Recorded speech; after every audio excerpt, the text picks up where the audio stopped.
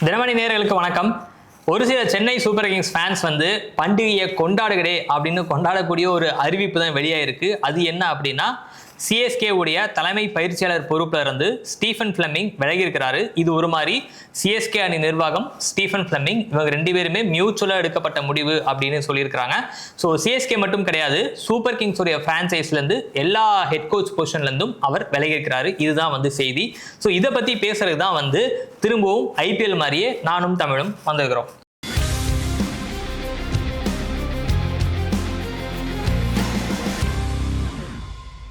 பல சிஎஸ்கே ரசிகர்கள் வந்து ரொம்ப சத்தம் போட்டே இருந்தாங்க, இவரை தூக்குங்க, இவர் வேணாம், இவர் தலைமை பயிற்சியாளராக இருந்தால் சிஎஸ்கே ஜெயிக்காது அப்படின்னு சொன்னாங்க.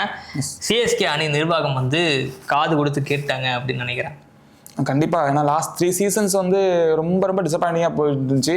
எல்லாரும் சொல்லிட்டு இருந்தாங்க, என்னங்க ரன் அடிக்க மாட்டாங்க, போக மாட்டாங்க, இவ்வளோ பண்ணுறாங்க, எப்போ தான் கோச் விட்டு மாற்றுவீங்க கேட்டுருந்தாங்க. அந்த மேனேஜ்மெண்ட் அது ரெண்டு பேருமே என்னன்னா வந்து எனக்கு பிடிக்கிறேன்னு சொல்லிட்டு ஒரு சைட்லேருந்து போகாமல் மியூச்சுவலாக போன வரைக்கும் என்னன்னா சிஎஸ்கே ஃபேன்ஸ் நீங்கள் சொன்ன மாதிரி ஆஸ் அவங்க ரொம்ப ஹாப்பியாக தான் இருப்பாங்க. வந்து இவ்வளோ தூரம் அவர் நிறைய பண்ணியிருக்காரு, இருந்தாலும் ஃபியூச்சர் திங்க் பண்ணி இந்த முடிவெடுத்ததில் வந்து நல்ல விஷயமாக பார்ப்பாங்க. நம்ம அவர் சும்மா சாதாரணமாலாம் சொல்லிட முடியாது. அவர் வந்து 2008 வந்து சிஎஸ்கே அணி கூட பிளேயராக இருந்தார். 2009 இருந்து சிஎஸ்கே உடைய ஹெட் கோச்சாக இருந்திருக்கிறாரு 2026 வரைக்கும்.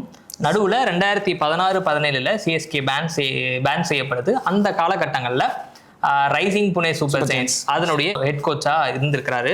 ஸோ இவருடைய சாதனை எல்லாம் என்னன்னு பார்த்தோம் அப்படின்னா, இவர் வந்து தலைமை பயிற்சியாளர் இருந்த நேரத்தில் 10 முறை வந்து ஐபிஎல்ல ஃபைனல் போயிருக்கு சிஎஸ்கே.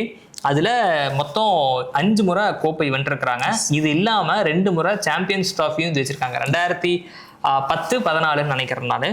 ஸோ அதுக்கப்புறமா 12 முறை பிளே ஆஃப் போயிருக்கிறாங்க. ஸோ இதெல்லாம் வந்து சாதாரணமான சாதனை கிடையாது அப்படின்னு நினைக்கிறதுனால கண்டிப்பாக நீங்கள் வந்து அவரோட சாதனைகள் அப்படின்னு எடுத்து பார்த்தீங்கன்னா வந்து இது வந்து அவர் அது யாருமே வந்து இது ஒரு குறைய சொல்ல முடியாது. அந்த அளவுக்கு சூப்பராக வந்து அவர் அந்த தோனி அந்த 2 காம்போ வந்து நல்லா போயிட்டு இருந்திருக்கு.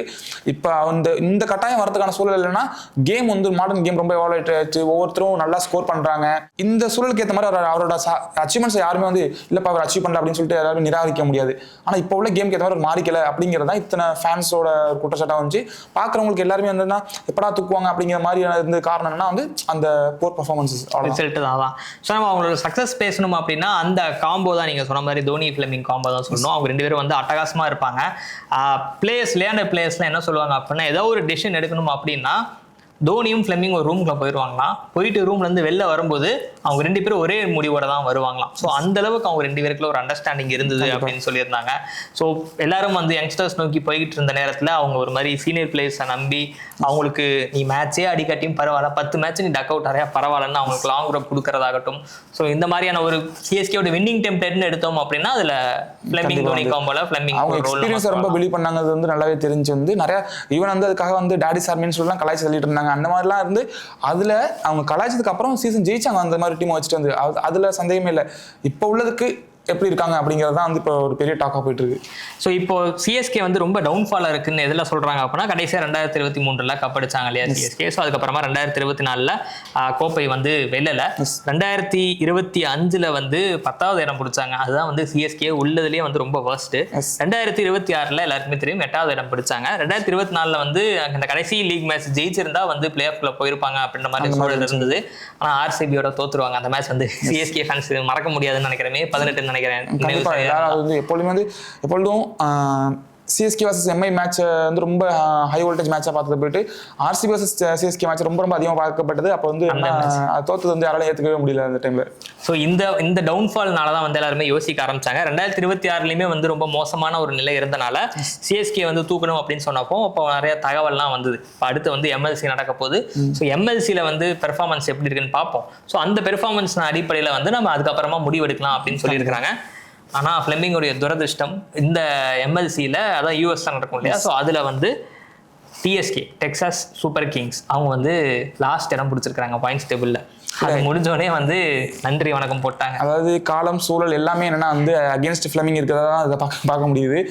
அவங்க சிஎஸ்கே மேனேஜ்மெண்ட் சைட்லேருந்து அவங்களுக்கு வாய்ப்பு கொடுத்துருக்காங்க தான் வந்து அவர் வந்து அப்ரப்டாக வந்து நீங்கள் போங்க, நீங்கள் 3 சீசன் தோக்குறீங்க அப்படிங்கிற மாதிரி சொல்ல அவங்களுக்கு ஒரு ஃப்ரான்ச்சைஸ் வெளிநாட்டு ஃப்ரான்ச்சைஸில் உள்ளதுக்கு நீங்கள் வந்து அங்கே நல்லா பண்ணியிருந்தாரு, அங்கே ஒரு சாம்பியன்ஷிப் அடிக்க வச்சிருந்தாருன்னா கூட என்னன்னா வந்து ஓகே அவர் இந்த இதுக்கு ட்ராக் வந்துட்டார் அப்படின்னு சொல்லலாம். வந்து அங்கேயும் பர்ஃபார்மன்ஸ் ஆக்சுவலி இல்லை. ஜோபர்க் சூப்பர் கிங்ஸ் அப்புறம் Texas super Kings. Joburg super Kings வந்து SA-20 சவுத் ஆப்பிரிக்கால நடக்கிறது.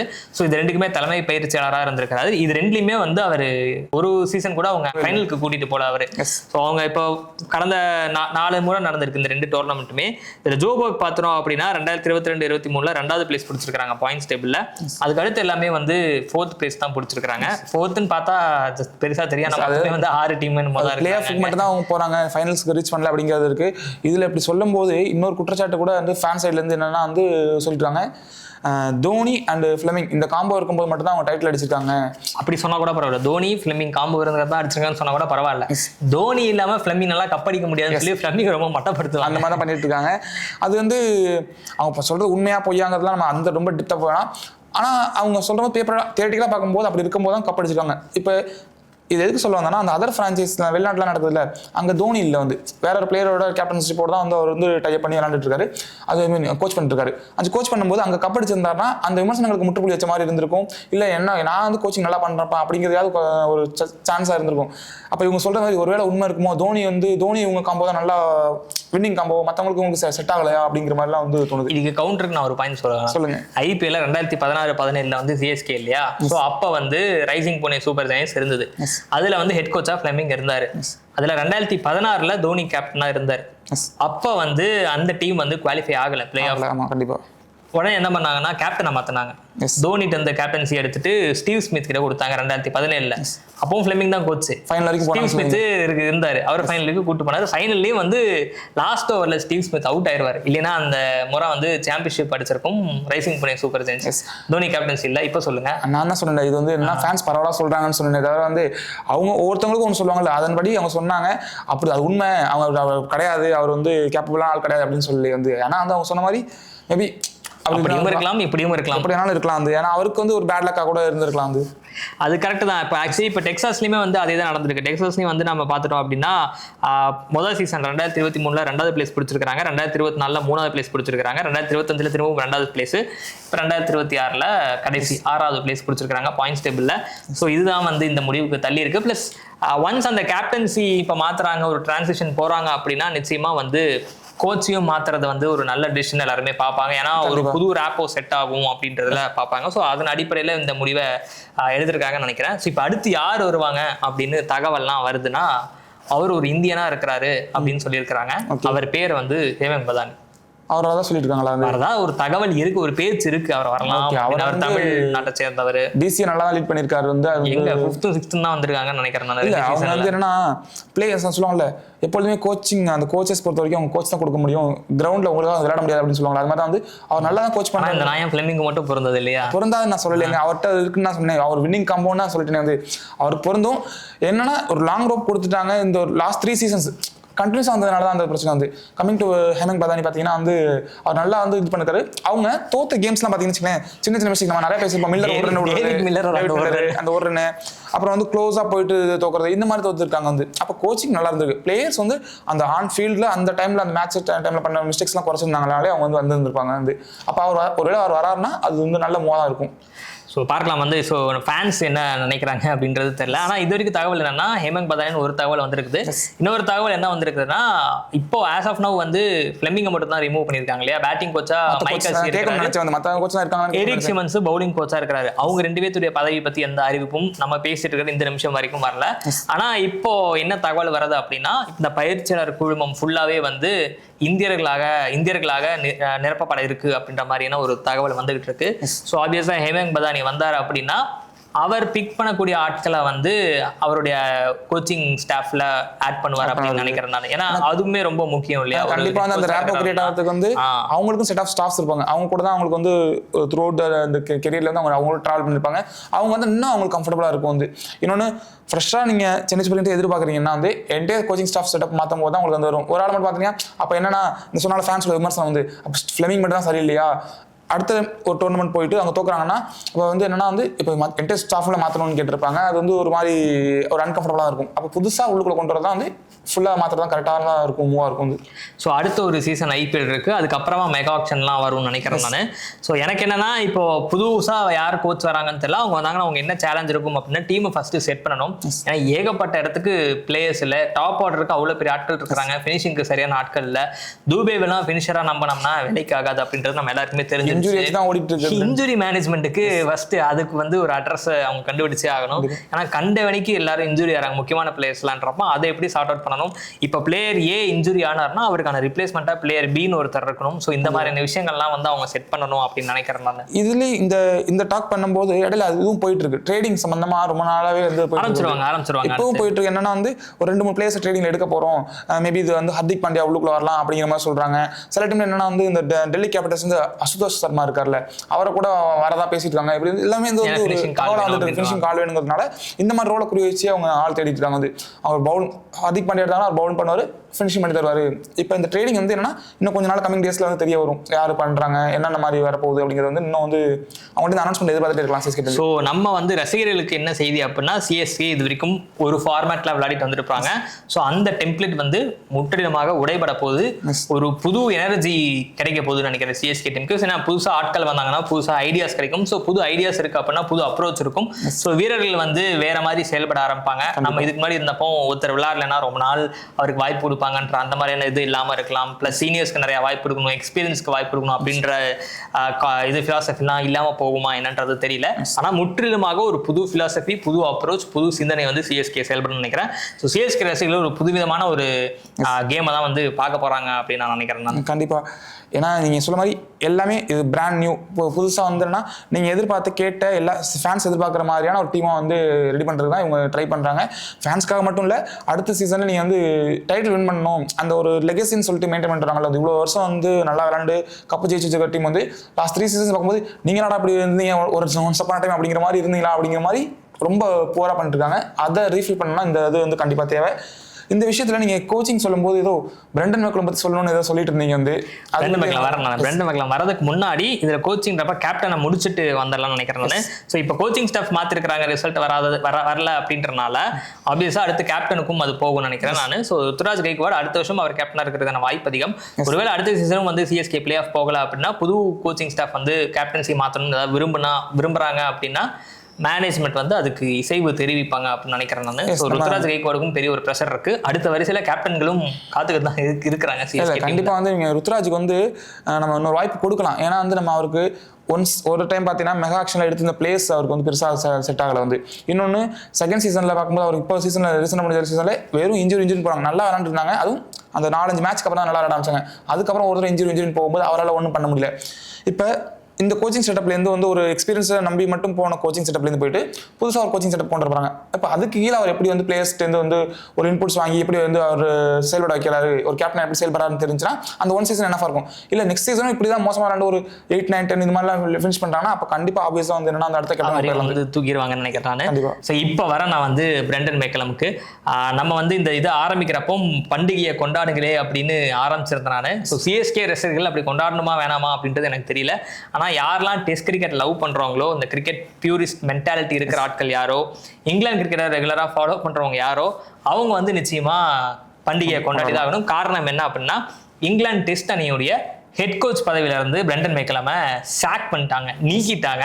இங்க சொல்ற மாதிரி பாட்டவே மியூசில் அப்படிலாம் கிடையாது, நீ வெளியே போ அப்படின்னு சொல்லிட்டாங்க. இப்போதைக்கு அவர் வந்து ODI T20 மட்டும்தான் வந்து பிரெண்டன் மெக்லம் ஹெட் கோச்சா இருக்க போறாரு. ஏன்னா அண்மையில நிறைய டெஸ்ட் மேட்ச் தோத்துட்டாங்க. நியூசிலாந்தோட டெஸ்ட் சீரிஸ் வந்து சொந்த மண்ணில் இங்கிலாந்து தோத்துட்டாங்க, 0-3 அப்படி தோத்துட்டாங்க. அதுக்கு முன்னாடி ஆஷஸ்லயும் வந்து 1-4 அப்படின்னு இங்கிலாந்து தோத்துட்டாங்க. இந்த முடிவுனால நன்றி வணக்கம் அப்படின்னு கும்பிடு போட்டு அனுப்பிச்சிட்டாங்க. ஆரம்பத்தில் ஒரு விஷயம் புதுசாக ட்ரை பண்ணும்போது என்ன ஆகும்னு வச்சுக்கோங்களேன், அதுக்கு மேலே வந்து ரொம்ப வந்து ஈர்ப்பு அதிகமாக இருக்கும். வந்து அது மாதிரி தான் வந்து என்னன்னா வந்து இந்த Brendan McCullum and Ben Stokes அந்த 2 பேரும் என்னன்னா வந்து நாங்கள் பேஸ்பால் இன்ட்ரோடியூஸ் பண்ண போகிறோம், பேஸ்பால் டைப் ஆஃப் விளையாட போகிறோம்னு சொல்லிட்டு டெஸ்ட் என்ன கேட்டீங்கன்னா ஸ்கேம் இல்லை. அவங்களுக்கு ஆரம்பத்தில் சில வெற்றிகள் கிடைக்கும்போது ஃபர்ஸ்ட் 10 மேட்ச் கிடைக்கும்போது ரொம்ப ஜாலியாக ஓகே சூப்பராக விளாட்றாங்களே.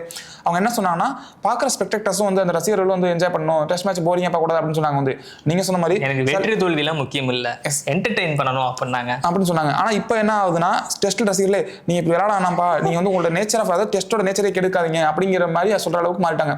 ஒரு விஷயத்தை ஆரம்பத்தில் விரும்பினாலும் நினைச்சாங்க, ஆனால் அந்த விரும்பல வந்து போ அதோட பியூரிட்டியை நீங்கள் வந்து என்ன இப்போ தான் டெஸ்ட் விளையாடுங்க போயிட்டு நீங்கள் கண்ணாமலாம் விளையாட ஆரம்பிச்சிங்க. சரி சக்ஸஸ் ரேட் வந்தால் கூட பரவாயில்ல, அதுக்கப்புறம் நீங்கள் ஜெயிக்கிறது எல்லாமே வந்து ஃபிளாட் பிச்சில் ஜெயிக்கிறாங்க, சின்ன டீம்ஸ் கூட ஜெயிச்சுக்கிறாங்க. ஆஸ்திரேலியாவுக்கு எதிராக அவங்களால ஆஷஸை வின் பண்ண முடியலை. இந்தியாவுக்கு டூர் வந்தாங்க, அதுலேயும் டெஸ்ட் சீரீஸ் அடி வாங்கிட்டு போகிறாங்க.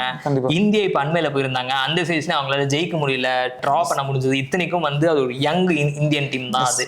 ஸோ அப்படி பார்க்கும்போது வந்து நீங்கள் வந்து பெரிய சாதனை அப்படின்னு சொல்லக்கூடிய அளவுக்கு எனக்கு தெரிஞ்ச எதுவும் பண்ணலை. அவங்க WTC பாயிண்ட்ஸ்ல எப்போதுமே கீழே தான் இருக்கிறாங்க. WTC ஃபைனலுக்கு வர்றதுக்கான ஒரு ஆசை என்ன விருப்பம் இருக்கானே தெரியல. அவங்க டேட்டாவே சொல்லியிருக்கேன், நம்ம 49 மேட்ச் வந்து பிரெண்டன் மெக்கலம் வந்து ஹெட் கோச்சா பண்ணியிருக்கிறாரு இங்கிலாந்துக்கு. அதில் 27 மேட்ச் ஜெயிச்சிருக்காங்க, ஓகே தான், டீசென்ட் தான். ஆனால் 20 மேட்ச் தோத்துருக்காங்க, 2 மேட்ச் தான் வந்து ட்ரா அப்படின்ட்டு. இந்த 20 மேட்ச் சொல்றோம்ல, அவர் 27 மேட்ச் இல்லை, அந்த 49 சம்திங் சொன்னீங்கல்ல, அதில் அவர் 40 மேட்ச் கிட்ட கூட ஜெயிச்சிருக்கலாம். ஏன்னா இங்கிலாந்து அவங்களோட சில கேம்ஸ்லாம் பார்த்தீங்கன்னா கையில் இருக்கும், அந்த கேம்ஸ் விட்டுட்டு போயிருப்பாங்க. நீங்க என்னடா ஒரு 100 ரன் 200 ரன் அடிச்சா ஜெயிக்கிற மாதிரியான மேட்ச்லாம் இருந்திருக்கும். அந்த மேட்ச்ல அவங்கள்ட்ட கையில் விக்கெட்ஸ் இருந்திருக்கும், 10 விக்கெட்ஸ் ஹேண்ட்ல இருந்திருக்கும். அப்படி இருந்து என்ன பண்ணுவாங்கன்னா, நான் வந்து இப்படி தான் விளையாடுவேன், தலையிலாக தான் குதிப்பேன் அப்படிங்கிற மாதிரி என்ன பண்ணுவாங்கன்னா, அதிரடி ஆடி அந்த எல்லாரும் படப்பட்டு விக்கெட் விட்டுருப்பாங்க. எதுக்கு நீ என்ன அல்டிமேட் எய்ம் என்ன, இந்த கேம் ஜெயிக்கணும் வந்து, அதுக்கு என்ன பண்ணணுமோ அதுதானே பண்ணணும். நான் வந்து ரசிகர் கேமை ஜெயிச்சாலே வந்து உனக்கு க்ளோஸா கேம் முடியும். அதுவே வந்து பாக்குறவங்க ஒரு சுவாரஸ்யத்தை கூட்டும். 4 அடிக்கிறது மட்டுமா சுவாரஸ்யம்? நிறைய பேர் கூட இதை சொன்னாங்க. என்ன சொன்னாங்கன்னா 5 நாள் வரைக்கும் டெஸ்ட் மேட்ச் முன்னாடி போயிட்டு இருந்துச்சு, இப்போ அந்த 5 நாள் வரைக்கும் போக விட மாட்டாங்க, 2 நாள் முடியுது, சில 1.5 நாள்லாம் டெஸ்ட் மேட்ச் முடிச்சிடறாங்க. அப்போ எவ்வளோ ஃபாஸ்ட் மாடர்ன் கேம் மாதிரி கொண்டு வர ட்ரை பண்ணிட்டாங்க. நம்ம ஃபிளெமிங் பேசிட்டு இருந்தோம், அவர் என்ன பண்றாருங்க, இவங்க என்ன ட்ரை பண்றாங்க, 2 பேரும் ஒரு அப்படியே ஆப்போசிட் சைடில் ட்ரை பண்றாங்க. வந்து இங்கே IPL பொறுத்த வரைக்கும் அங்க கேம் வளர்ந்துருச்சு, நல்ல மாடர்னா சூப்பரா வந்து தடாலடியா விளையாடணும். வந்து அங்க என்ன டெஸ்ட் மேட்ச் விளையாடுற மாதிரி மரபுவழி கிரிக்கெட்டை பின்பற்றுறாங்க. CSK வந்து டெஸ்ட் மேட்ச் விளையாடுற மாதிரி விளையாண்டுட்டு இருக்காங்க. வந்து சரி அங்க என்னன்னா இங்கிலாந்து பார்த்தீங்கன்னா, இங்கிலாந்து டெஸ்ட்ல வந்து டிஃபெண்ட் பண்ணி நல்லா வந்து பொறுமையா விளையாடணும். அங்க என்னன்னா T20 மாதிரி விளையாட ட்ரை பண்றாங்க. 2 பேரும் மாறுதலான ட்ரை பண்ணி இப்போ 2 பேருமே கோச்சஸ் வந்து பேக் டு பேக் வந்து இதாயிருக்காங்க. இது வந்து ஒரு சிமிலரிட்டியா பார்க்க முடியுது இந்த இடத்துல. எனக்கு வந்து என்ன பொறுத்தவரைக்கும் நான் வந்து இங்கிலாந்து கிரிக்கெட் எங்களுமே பார்ப்பேன், அது வந்து வைபா இருக்கும். இங்கிலாந்து சம்மர்ல நடக்கிற கிரிக்கெட் பார்க்க ரொம்ப வைபா இருக்குமா, இவங்க போய் சும்மா அப்படி ஆடுறது எனக்கு ஒரு மாதிரி வெறுப்பா இருந்தது. அது இப்போ நியூசிலாந்து சீரீஸ்ல கூட கடைசியா பென் ஸ்டோக்ஸ் வந்து ரிட்டையர் ஆகிற கடைசி டெஸ்ட் அதோட ரிட்டையர் அனௌன்ஸ் பண்ணிட்டாரு. அதுக்கு கொண்டு வந்தாங்க பாருங்க, அவர் பென் ஸ்டோக்ஸ் ஓப்பனிங் இறங்குறாப்புல, எல்லா பாலும் சுத்துறாரு, ஹாரி ப்ரூக் வராரு, 8 பாலுக்கு 21 ரன். ஐயோ எதுக்குயா நீ கொஞ்சம் இது பண்ணினா அடுத்த நாள் இருக்கு வந்து ஆடலாம்யா, நீ கேமை எக்ஸ்டெண்ட் பண்ணலாம், உனக்கு பிச்சு ஏதாவது மாறுறதுக்கு வாய்ப்பு இருக்கு, எல்லாம் பண்ணலாம்னா அதெல்லாம் இல்லை. நான் வந்தேன்னா 8 பாலுக்கு 20 ரன் அவுட் ஆவேன், அவுட் ஆறாங்க. Test game towards test game அவங்களோட ஆட்டிடியூட் வந்து மாத்திக்கணும். வந்து இப்போ இது செட் ஆகலையா மாத்திடுவாங்க. அடுத்த ஹெட் கோச் புதுசா யாராவது வருவாங்களா, அடிச்சு நோத்தி மாத்தி தான் ஆகணும். வந்து ஜோ ரூட் எப்படி விளையாடுவார் நமக்கு தெரியும். வந்து அவரே வந்து கடைசியில் என்னையே எப்படி பண்ண வச்சுட்டீங்களா அப்படிங்கிற மாதிரி அவர் சூப்பராக விளையாடுவார். இப்போ சச்சின் ரெக்கார்டை முறியடிக்கிறது அவர் நெருங்கிட்டு இருக்காரு.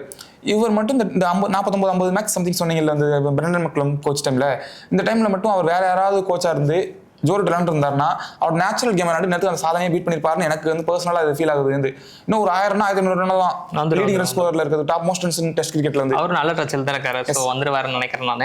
ஸோ இப்போ இங்கிலாந்தோட அடுத்த கோச்சுக்கு யார் பேர் அடிப்படுது அப்படின்னா ஆண்டி ஃபிளார் பேர் அடிப்படுது. ஆண்டி ஃபிளாருக்குமே தெரியும், RCB இப்போ 2 முறை back to back trophy win பண்ண வச்சிருக்காரு. அவர் பேசிக்காவே வந்து சக்சஸிவ் ஹெட் கோச் தான். அவர் எல்லா லீக்லயும் வந்து கோப்பை வென்று கொடுத்திருக்காரு. இதுக்கு முன்னாடி அவர் வந்து இங்கிலாந்துக்கே வந்து ஹெட் கோச்சா இருந்திருக்காரு. அவர் இருந்த சமயத்துல 2009, 2010, 2011, 2013 இந்த 3 ஆஷஸும் வந்து இங்கிலாந்து ஜெயிச்சிருக்கு. நம்பர் 1 ஸ்பாட்டு கூட அவர் கூட்டு போனதா நினைவு நினைக்கிறார் ரேங்கிங்ல, டெஸ்ட் ரேங்கிங்ல. ஸோ அந்த அளவுக்கு வந்து ஒரு வெற்றிகரமான ஒரு ஹெட் கோச்ன்றனால திரும்ப அவர் கொண்டு வரதுக்கு பிளான் பண்றாங்க. தேவைப்பட்டுச்சு அப்படின்னா அவர் IPLலையும் கோச்சா இருந்துட்டு இங்கேயும் கோச்சா இருக்கிறதுக்கான சூழல் உருவாக்குறதுக்கும் தயாரா இருக்கிறாங்கன்ற மாதிரி ஒரு தகவல் வருது. அதாவது இங்கிலாந்து கிரிக்கெட் வரையும் அதுக்கும் தயாரா இருக்கிறாங்கிற மாதிரி தகவல் வருது. ஆனா BCCI வந்து அதுக்கு எந்த அளவுக்கு சம்மதிப்பாங்க அப்படின்றது தெரியல. ஸோ பார்க்கலாம். நம்ம இதுக்கெல்லாம் இன்னொரு ரூமரும் போச்சு, அஸ்வின் போய் ஹெட் கோச் ஆக போறாரு இங்கிலாந்துக்கு, ரூமர் போச்சு. அப்புறம் வந்து அது இதெல்லாம் மறுப்பி இது பண்ணிட்டாங்க. அட்லீஸ்ட் CSK ஹெட் கோச் வரான்னு சொன்னாலதான் ஒரு குறைஞ்ச வச்ச நியாயம் இருக்கு. தெரியல அது அப்புறம் இல்லைன்ற மாதிரிலாம் தகவல் வந்துச்சு. பட் தெரியல இன்னும் இங்கிலாந்து வந்து என்ன முடிவும் எடுக்கல அப்படின்றனால நமக்கு தெரியல. ஸோ நம்ம வந்து 2 கோச் வந்து இப்போ போயிருக்கிறாங்கன்றனால அதில் ஒரு கோச் போனதால எனக்கு ஆழ்ந்த மனசுல மகிழ்ச்சி இருக்குன்றதெல்லாம் நான் வெளிப்படையாக சொல்லிக்கிறேன். அதில் எனக்கு எந்த தயக்கமே கிடையாது அப்படின்னு சொல்லி நான் முடிச்சுக்கிறேன். உங்களுக்கு இந்த 2 கோச்லேருந்து ஆழ்ந்த மகிழ்ச்சி ஒன்று சொன்னீங்க வந்து என்னை பொறுத்த வரைக்கும் என்னன்னா வந்து எனக்கு 2 விதமாகவே நான் சந்தோஷமாக தான் பார்க்குறேன். சந்தோஷமான என்ன சொல்கிறேன்னா ஃப்ளெமிங் வந்து கோச்சிங்காக கண்டினியூ பண்ணக்கூடாது அப்படி எனக்கு அவர் பிடிக்கல அப்படின்றது கிடையாது. வந்து இப்போ கேம் நிறைய எவால்வ் ஆச்சு, ரொம்ப சீசனுக்கு வந்திருக்காரு. அதனால வந்து இப்போ டிரான்சிஷன் பீரியட் இருக்காங்க, கேப்டன் யங் ஜென்ரேஷன் உள்ள வரங்கும்போது அடுத்த கோச்சிங் வந்து ஒரு தேவையான ஒரு விஷயம் தான். அது ஒவ்வொரு டீமை பண்ணும்போது ஒரு போராடும் ரொம்ப மாற்றம் ஒன்றே மாறாது, ஒரு மியூச்சுவலான தானே போகிறாங்க, அதனால ப்ராப்ளம் இல்லை. நல்ல ரிலேஷன். அவர் என்ன சொல்லியிருக்காருன்னா நான் சிஎஸ்கே வந்து நம்மளுக்கு சீர பண்ணுவேன் வந்து ஒரு வெளிலேருந்து அப்படின்னு சொல்லியிருக்காரு. அப்போ நல்ல ஒரு ஆரோக்கியமான விஷயம் தான்.